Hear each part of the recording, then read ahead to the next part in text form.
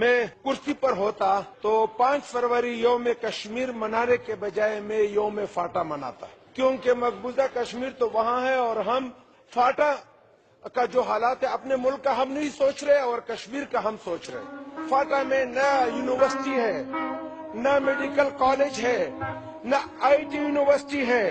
نہ گیس ہے، نہ 2 کروڑ کے آبادی کے پاس ایک سیٹسفی مشین نہیں ہے، اور نہ انسان کو زندہ رہنے کے لیے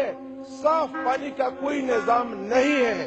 قبائلیوں کے اوپر ہوائی جہازوں کا بمباری ہو رہا تھا،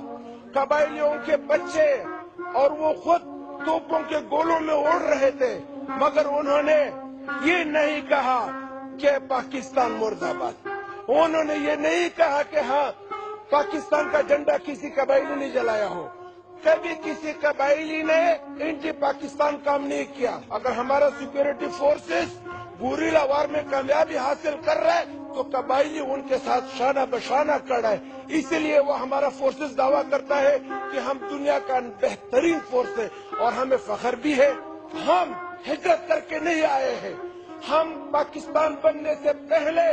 پاکستانی ہے، اور پاکستان کو ہم نے بغیر ریفرینڈم کا مانا تھا۔ اس ریاست خداداد پاکستان کو زندہ باد کہا ہے، جس کا ہمیں صلہ یہ ملا ہمارے ان تمام باتوں کا کیبنٹ ایجنڈے میں فاٹا ریفارمز آج شامل تھا، اس کو نکالا گیا۔ یہ ایجنڈے میں رہتا بولے ایکٹ پاس نہ کرتے،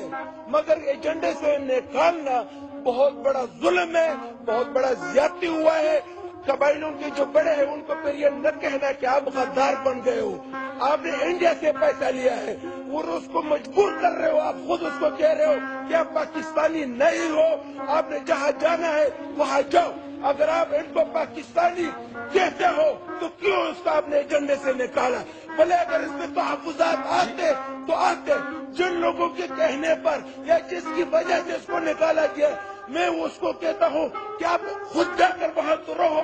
آپ کس کی نمائندگی کے اوپر آپ یہ کہتے ہو کہ یہ ریفارم نہیں ہونا چاہیے؟ یہ ریفارم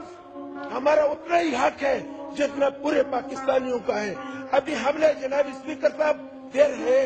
مگر وقت آئے گا، 12 مارچ کو ہم نے ڈیڈ لائن دیا ہے، اس 12 مارچ کی ڈیڈ لائن میں ہمارا یہ فیصلہ ہے قبائلی عوام کا، ان منسٹریوں میں،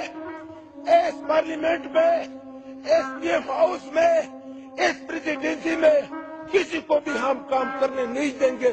اور پاکستانیوں کا کام بھی ہم نہیں کرنے دیں گے اگر قبائلیوں کا حق نہیں مانا جاتا ہے، اور اتنا حق نہیں دیا جا رہا ہے قبائلیوں کو جتنا باقی پاکستانیوں کو حق دیا جا رہا ہے۔ ہمیں بغاوت پر مت اترنے دو، ہم سے بغاوت، ہمارے منہ سے بغاوت کا منہ مت نکالو، کیوں ہمیں مجبور کر رہے ہو؟ جو ظلم اور جو زیادتی ہوا ہے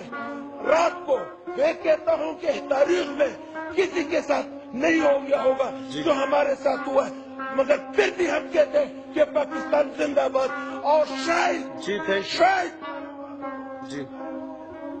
تھینک یو۔